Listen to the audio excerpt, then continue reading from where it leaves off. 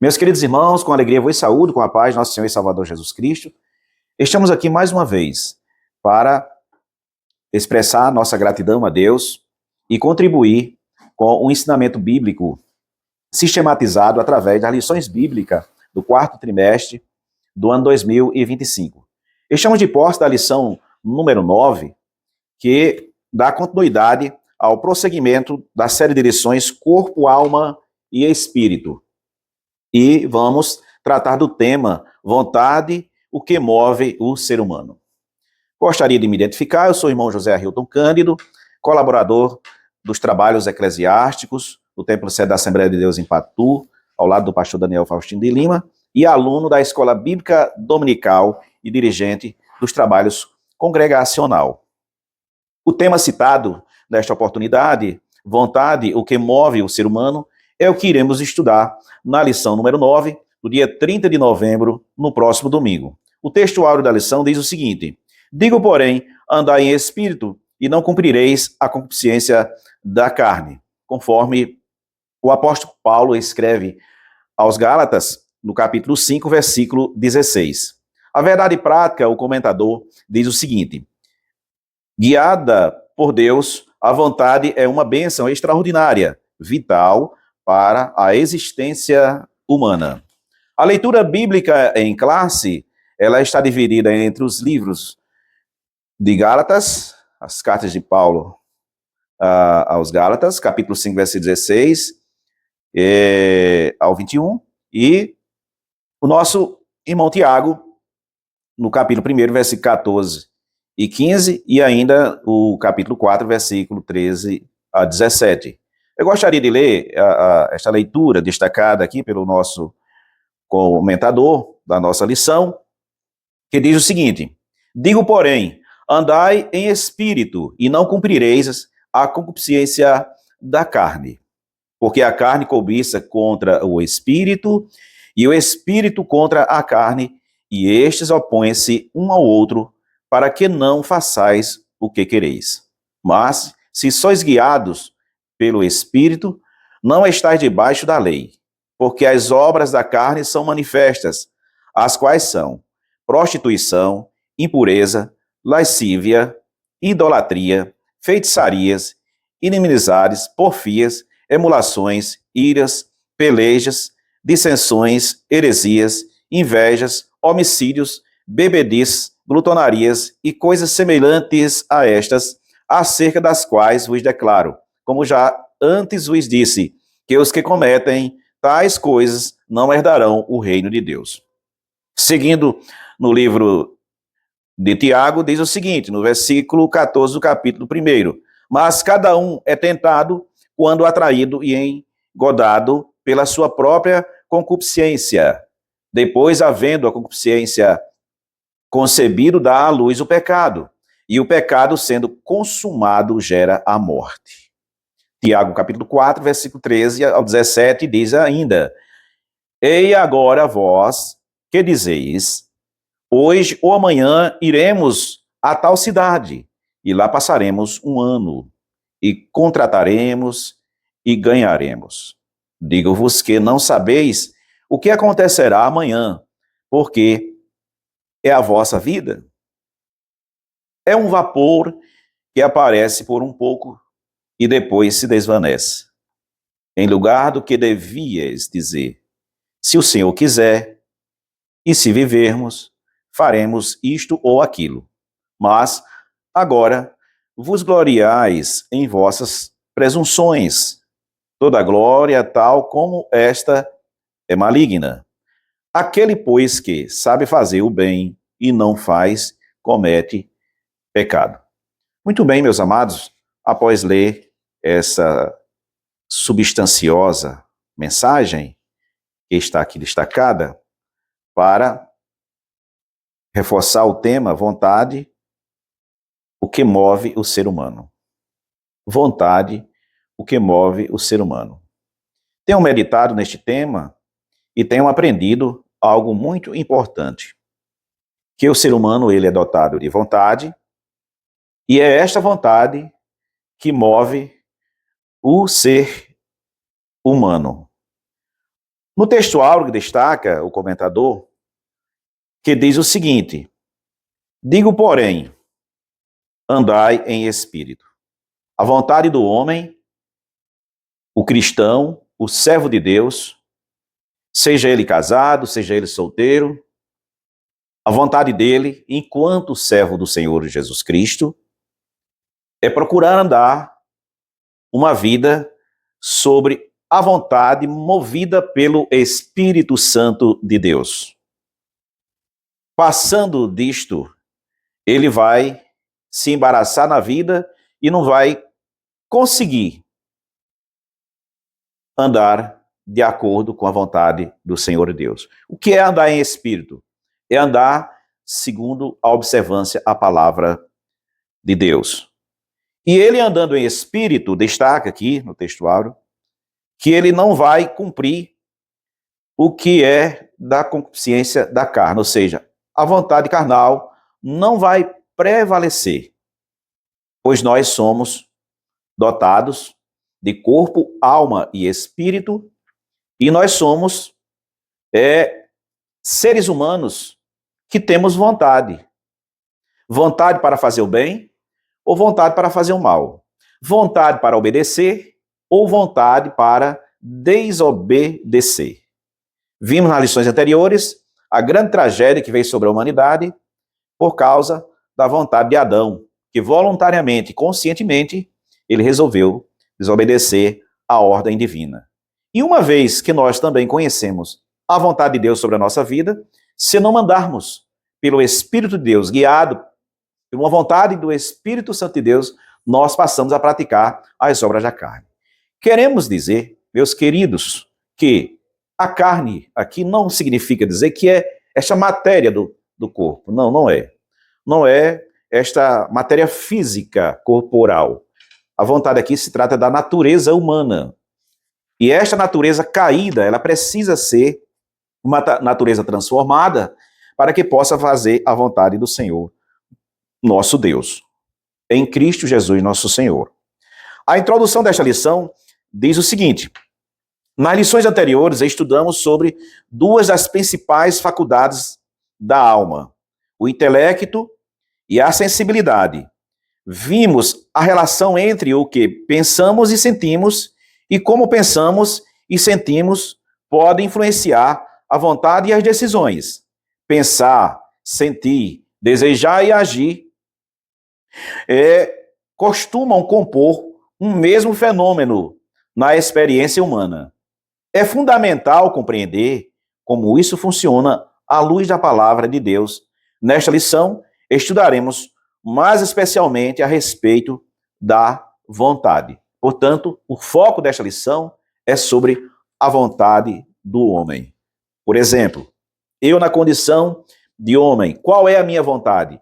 A minha vontade é se esforçar diariamente para caminhar de acordo com a palavra de Deus, ou minha vontade é ceder aos pensamentos, e estes pensamentos contrários me levar a uma vontade que não agrada a Deus.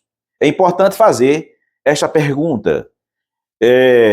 Até sugiro que nós devemos nos perguntar no dia a dia: como eu vou me comportar durante este dia? E também, quando o dia termina, como eu me comportei durante o dia em que Deus me concedeu mais uma oportunidade de vida? Eu gosto sempre de relatar essa experiência baseado em testemunho pessoal. Ao levantarmos, Senhor, como será meu dia? Me ajude a cumprir um dia na sua presença, obedecendo a tua palavra. E se porventura durante este dia haver alguma adversidade, que eu possa vencer com paciência, observando a palavra de Deus. Terminando o dia, esta reflexão ela deve prevalecer. A mesma pergunta ao próprio ser: como eu passei o dia? E aí nós podemos fazer uma análise de como foi a nossa produção de obediência durante o dia. Fazer uma análise do que produzimos com alegria, do que produzimos de forma positiva e também de forma negativa. Se olharmos bem para o nosso ser, julgarmos a nós mesmos, nós vamos observar na maioria das vezes, que nós produzimos uma série de coisas que deveríamos ter evitado. Seja a nossa forma de pensar, de agir, nossa forma de elaborar os nossos planos, fazer os nossos negócios. É bem verdade que, de vez em quando, nós estamos nos frustrando porque não observamos e não colocamos a nossa vida no altar da oração para as nossas decisões. Mas isso faz parte da trajetória de uma vida que está em Cristo, mas esta vida, ela tem que estar atenta aos dois cenários. O cenário dos pensamentos positivos e também dos pensamentos negativos, ou seja, da execução da vontade positiva ou da vontade negativa. O primeiro ponto, o comentador, o nosso pastor Silas Queiroz, que é o comentador desta série de lições, ele destaca o seguinte: vontade, motivação e ação. Primeiramente, o conceito de vontade. O conceito de vontade, ela é uma volição. Volição é um processo que uma pessoa decide iniciar a realizar uma determinada ação. Então, quando o comentador coloca aqui volição, ou vontade, que é a capacidade humana de desejar, de querer, almejar, escolher e agir, precisamos observar que ocorre justamente o processo que eu acabei de falar, que é a pessoa decidir a iniciar e realizar uma determinada coisa que ele elaborou na sua mente para agir ou não agir.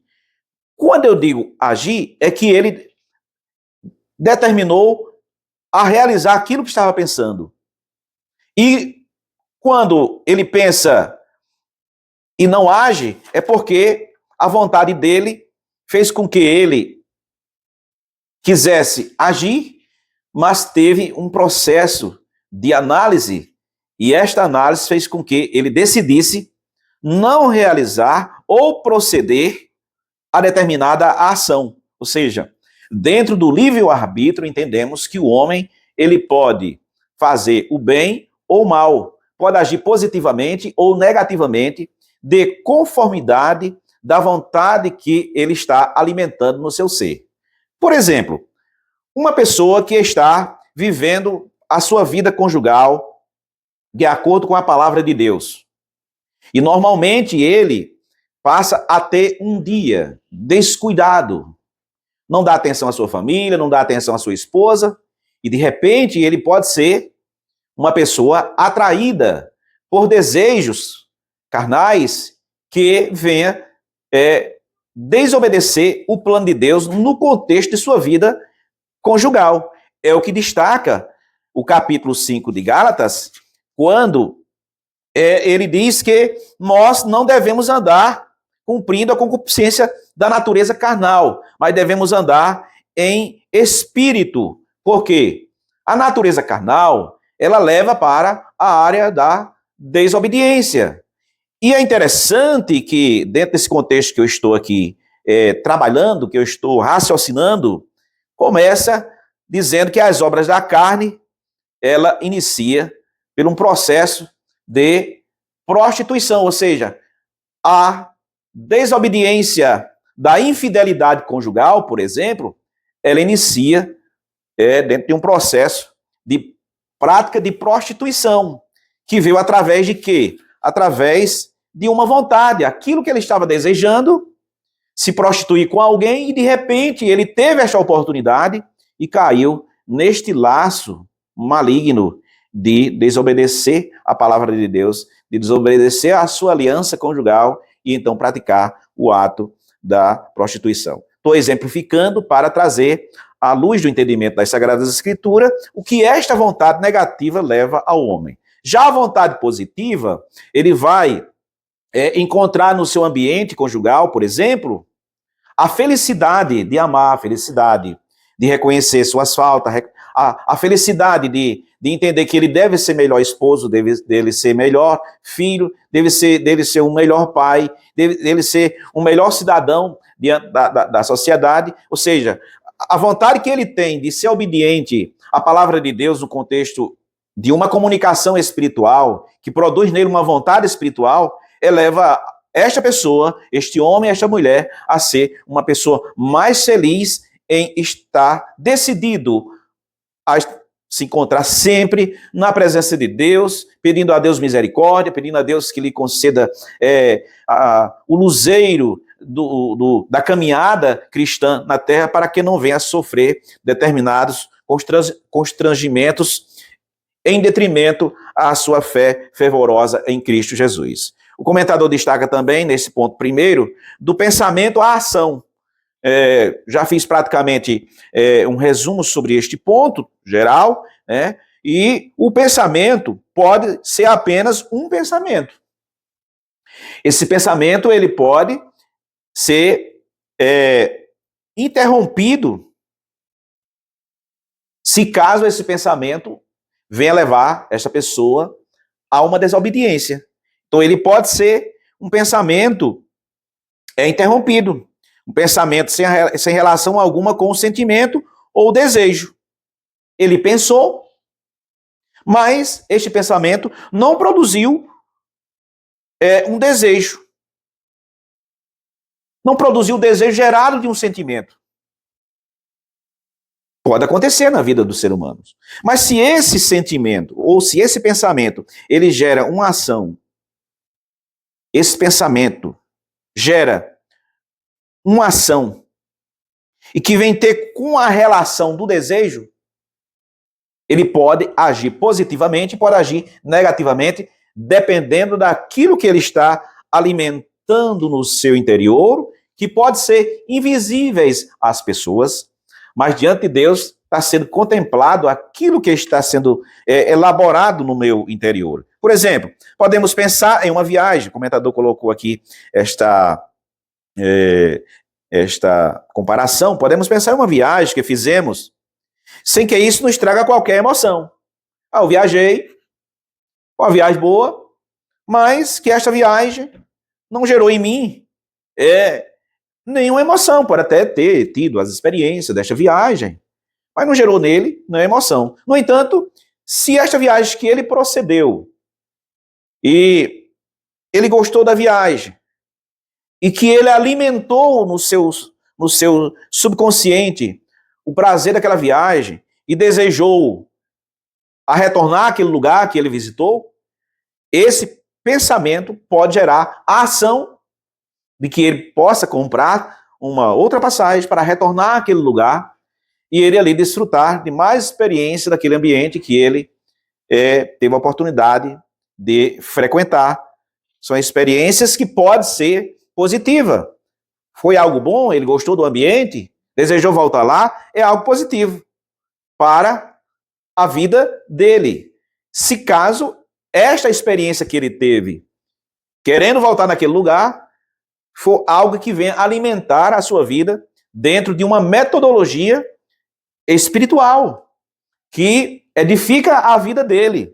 Mas também ele pode ter tido uma experiência negativa naquele ambiente e querer comprar a passagem para que aquilo que ele exercitou negativamente, e se ele está alimentando o desejo carnal, ele também pode voltar àquele lugar para realizar aquilo que ele exercitou e está querendo dar continuidade àquele processo negativo na vida dele. É importante este assunto que nos leva a observar que nós temos o poder de decisão.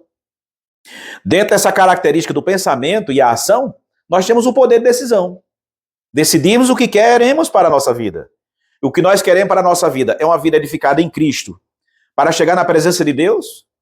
O que nós queremos na nossa vida é apenas uma vida de prazeres materiais, é apenas uma vida em que estamos vivendo temporariamente nesta terra e temos aqui, digamos, apenas o galardão terreno, os prazeres terrenos, desprezando assim a boa vontade de Deus na nossa vida, que é edificarmos-nos para chegar à presença gloriosa do Senhor Jesus Cristo nas mansões celestiais. Terceiro, no primeiro ponto, fala fraqueza e vontade. Fraqueza de vontade.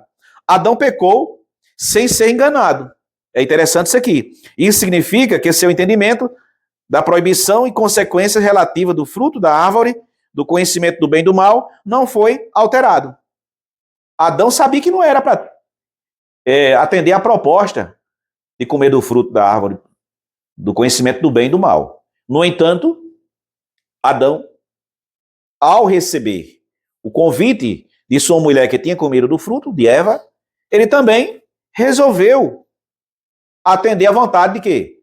Da sua fraqueza. A Eva comeu, eu também vou comer, sem pensar nas consequências que poderiam vir. Ou seja, um homem que estava, meus amados, diante do Senhor nosso Deus, e que podemos observar aqui na lição que o problema de Adão se deu na esfera da vontade.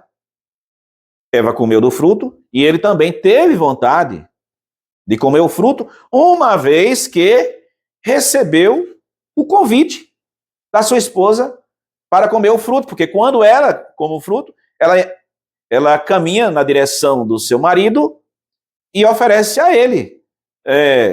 Por exemplo, um pensamento meu, meu esposo, meu marido, olha, Adão, eu comi do fruto, não quer participar também comigo? Quer comungar comigo desta realização? E então Adão, digamos assim, insensivelmente, ele aceitou a proposta, algo que trouxe a tragédia na desobediência na vida da humanidade, a humanidade gerada lá do princípio da criação de Adão e Eva.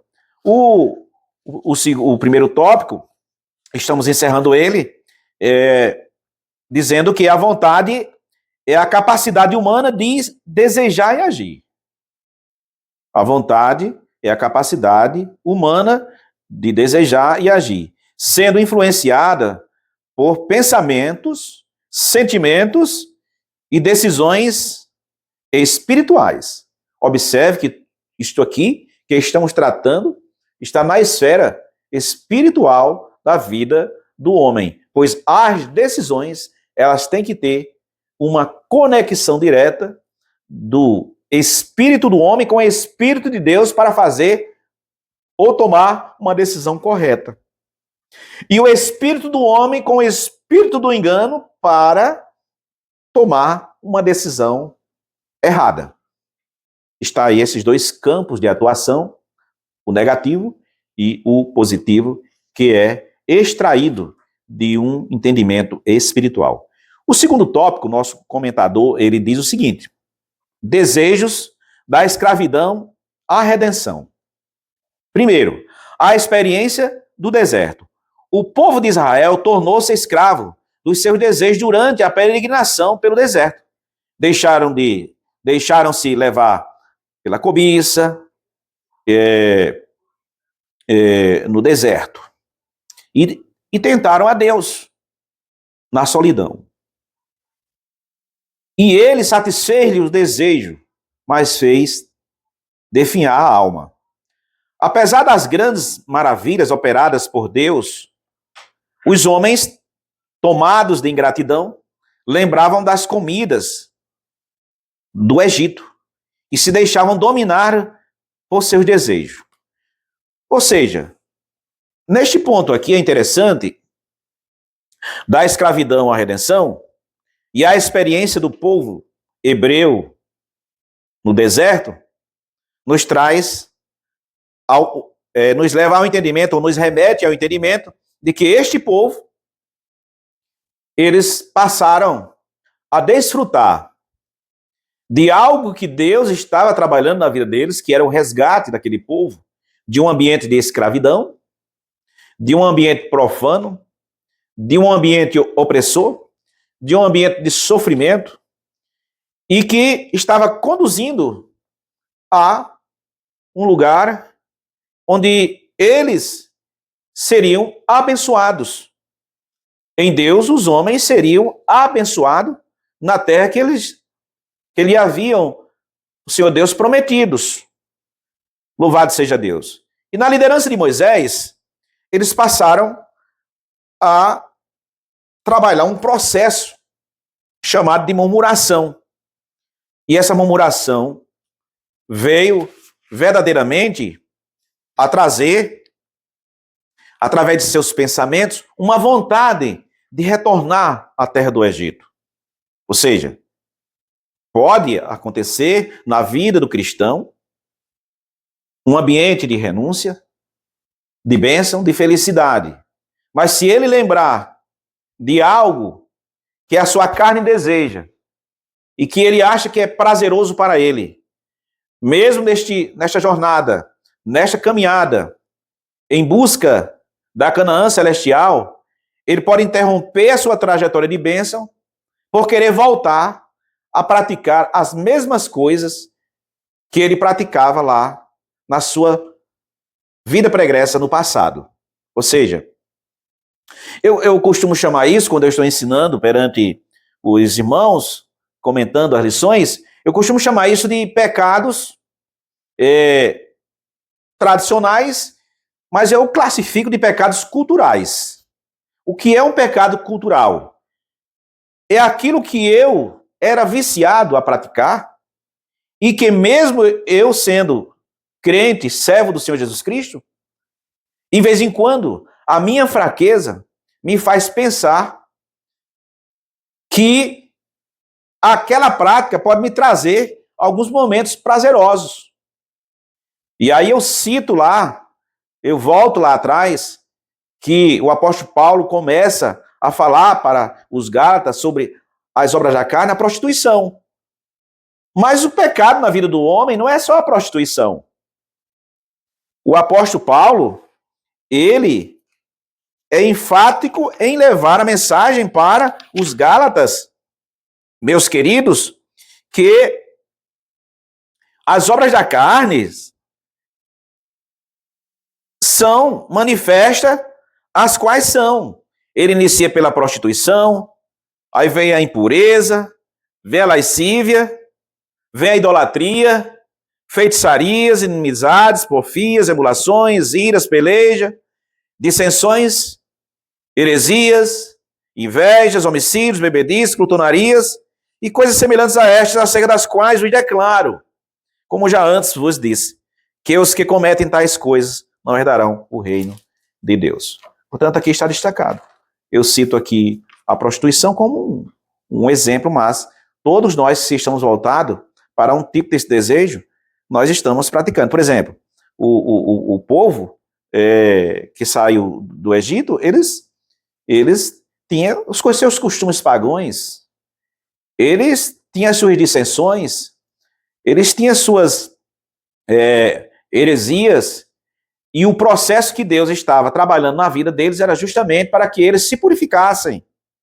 Uma trajetória de uma vida cristã, ela é uma trajetória importante para que ele tenha a oportunidade de eliminar da sua vida tudo aquilo que, na verdade, não agradava a Deus, que é o processo da santificação.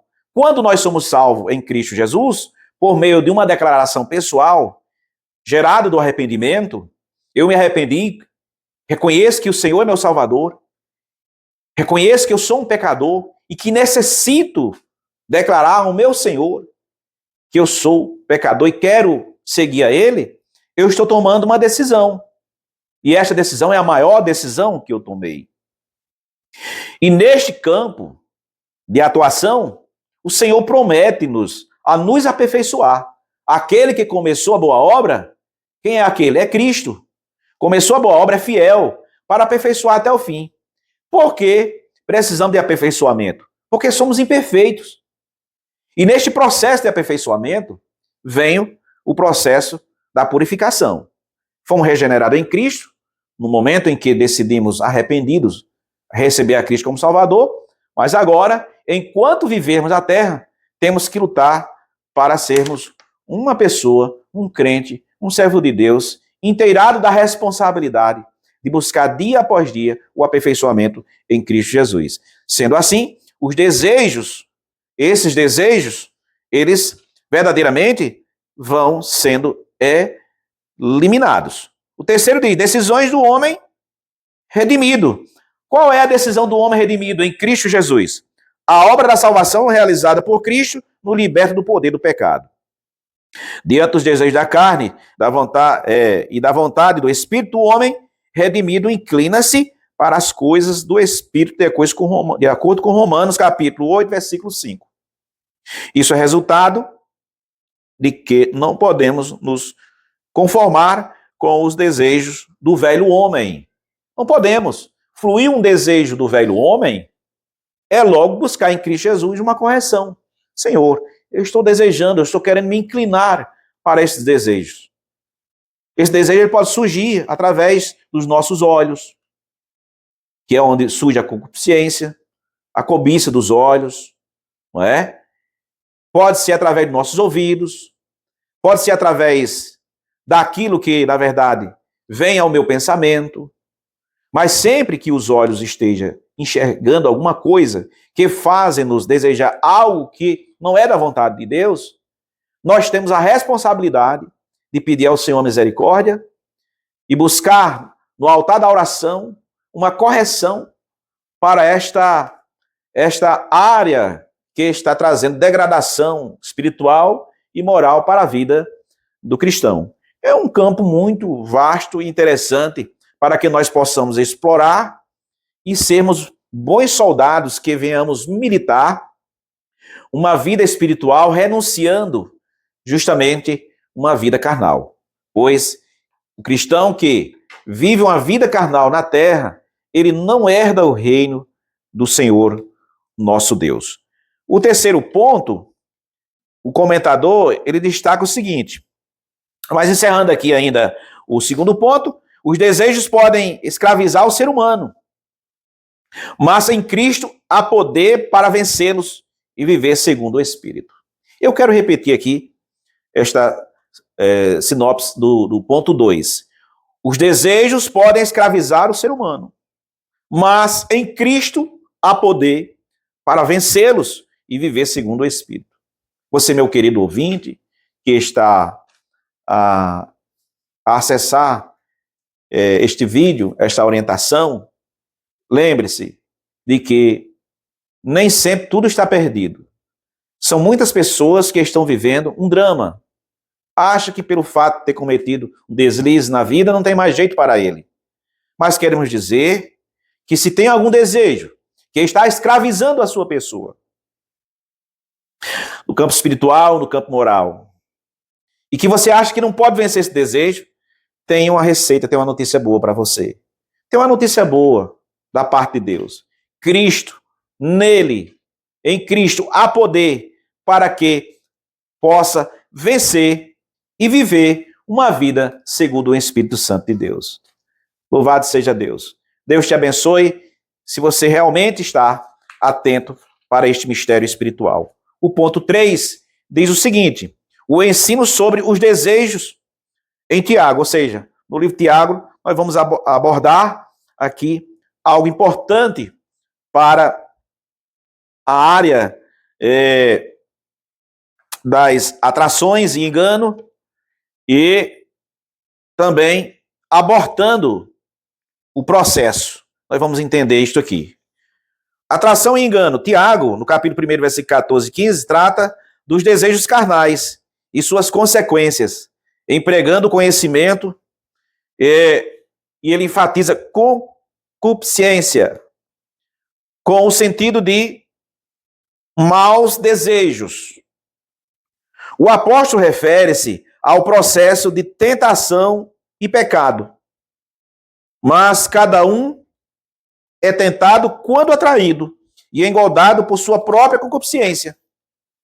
Tiago 1,14. Eu gostaria de refletir um pouco aqui. Quando Tiago ele destaca dizendo que cada um é atraído e engodado, ou seja, ele está dizendo que qualquer um de nós pode ser tentado. A tentação na vida do cristão, ela não é um pecado. Ela não é uma ação produzida para a pessoa viver uma vida de pecado. Jesus Cristo foi tentado e não pecou. A Bíblia diz que nós temos o dever de fugir de toda a aparência do mal. O que se constitui um pecado? Eu fui tentado em estar sendo alimentado pela concupiscência da minha natureza carnal.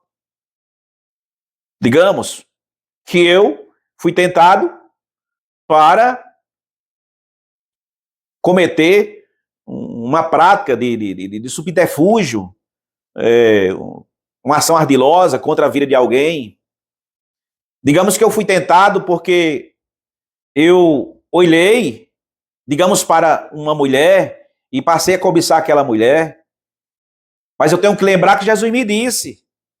Eu, como cristão, tenho que olhar para mim e dizer, olha, Hilton, o Senhor Jesus Cristo diz, qualquer um que atentar para uma mulher com a intenção, o desejo cobiçoso, já cometeu o pecado. Então, se o meu olho não tem capacidade para olhar para uma mulher, eu tenho que procurar tratamento para meus olhos, que é o que nós chamamos de colírio espiritual. O homem e a mulher, eles estão sujeitos a serem tentados.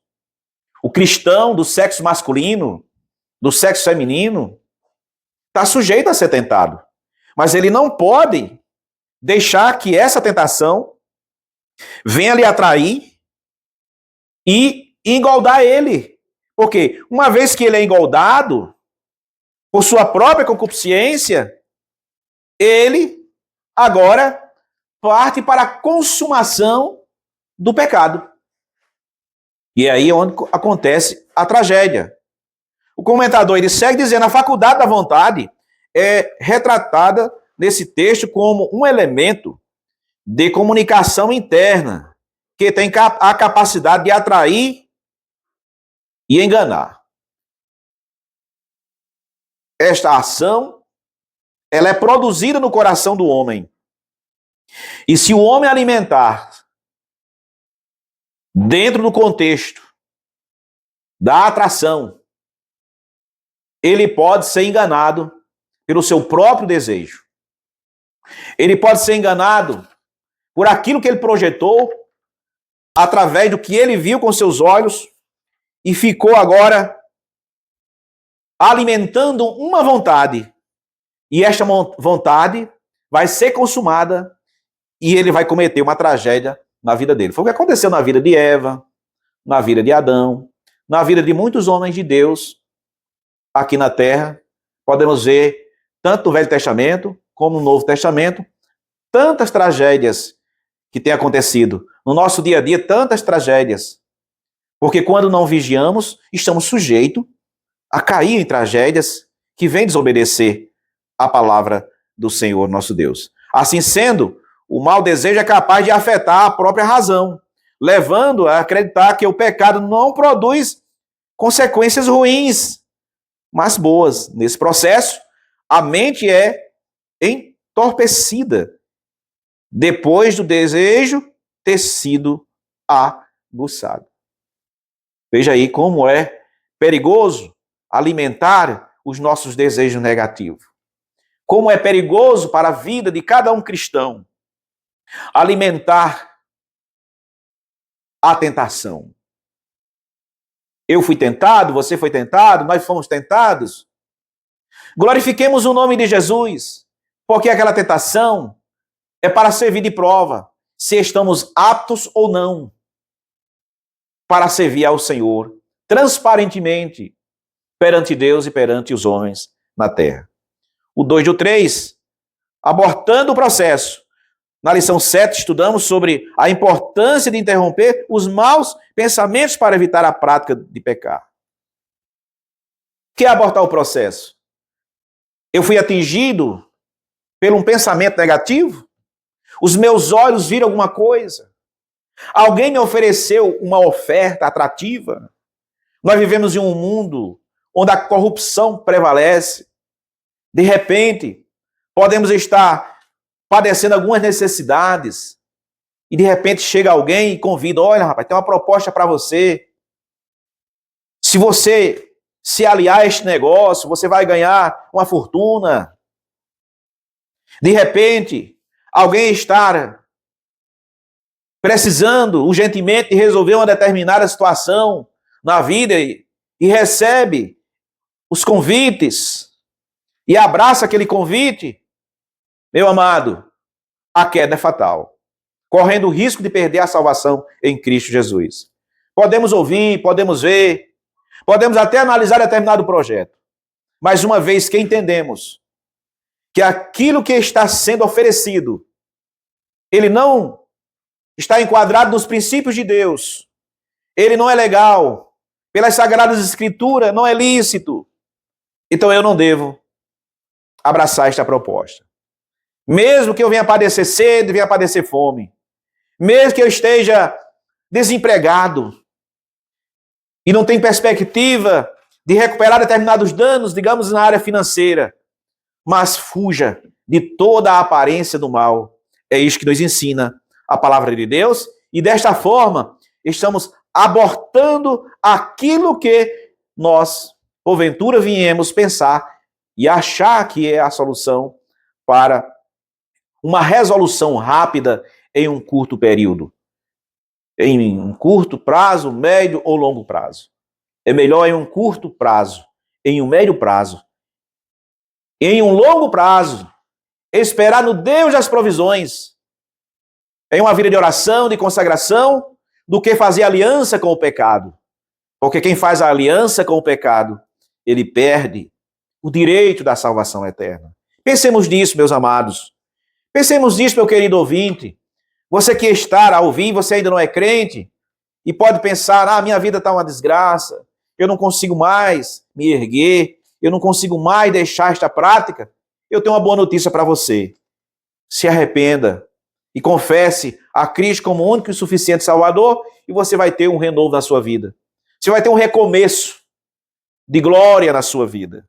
Para encerrar a conclusão deste terceiro tópico, Tiago revela como os maus desejos geram o pecado, alertando sobre a necessidade de vigilância e domínio espiritual. Sejamos vigilantes, sejamos como um soldado no posto de vigia, vigiando e pedindo a Deus o discernimento para entender o que procede de Deus, o que procede dos homens e o que procede do maligno.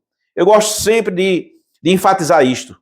Precisamos sermos capazes de estar sempre intercedendo a Deus. Senhor, me ajude a entender o que procede do teu trono, o que procede do vínculo da tua santa e gloriosa palavra, dos princípios das Sagradas Escrituras. Me faça entender o que procede do homem e me faça entender do que procede do maligno. A conclusão, o comentador diz o seguinte: apesar de nossa tendência pecaminosa, não podemos encarar os desejos apenas de forma negativa. A vontade humana é uma faculdade essencial para a nossa existência. Quando guiado por Deus, é uma grande bênção, responsável por nos mover para pequenas e grandes realizações. Lembre-se que as pequenas e grandes realizações, estando no plano de Deus, é para a glória de Deus. Não ache que sua vida só é uma vida abençoada se for um destaque em grandes realizações. Pode ser pequenas realizações e grandes realizações. Se estiver com Cristo, vai tudo bem. Como é bom amanhecer motivado todos os dias. O ânimo e o entusiasmo fazem parte de uma vontade sadia e ativa. São dados por Deus e servem para nos impulsionar para as tarefas cotidianas, independentemente da fase da vida. De acordo com os Salmos 92, verso 12 ao 14, e ainda no Joel, capítulo 2, versículo 28, Tiago 4 e 15. Portanto, independente da fase da nossa vida, que você esteja na planície ou no plano alto, que você esteja bem arrumado da sua vida, digamos, financeiramente. Quando eu falo financeiramente, é porque as pessoas almejam estarem bem financeiramente. E como é bom viver bem financeiramente. Mas se o caso aconteceu alguma coisa na sua vida que você não conseguiu ainda se erguer economicamente, ou que você era bem sucedido e perdeu tudo, mas se você não perdeu a fé, não perdeu nada. Lembre-se de como Deus trabalhou na vida de Jó. Tenha, meu amado, essas experiências bíblicas como algo que pode erguer a sua vida. Nem tudo está perdido. Uma coisa é certa, mesmo que não viemos conquistar aquilo que almejamos na terra, mas se estivermos em Cristo, nós vamos conquistar uma pátria celestial, onde lá não haverá dor, não haverá pranto, não haverá luto, não haverá dificuldades existenciais ou temporais, assim como há na terra. Lá eternamente estamos seguros. E é bom militar com esta carreira. A carreira que nos está proposta, qual é? É defender a nossa vida da perdição eterna e ganharmos a nossa vida em Cristo Jesus para vivermos eternamente com o Senhor. Eu agradeço esta rica oportunidade, mais uma oportunidade de poder contribuir com a orientação dos estudos sistematizados das nossas lições bíblicas. Quero aqui trazer meus agradecimentos ao corpo docente e discente da nossa igreja, a Assembleia de Deus em Patu, também os nossos agradecimentos ao nosso pastor Daniel Faustino de Lima, por nos confiar a estar levando sempre uma palavra de conforto e de orientação para a edificação dos nossos queridos irmãos e também de todo o público que está atento a escutar esta mensagem. Deus abençoe a todos, em nome de Jesus.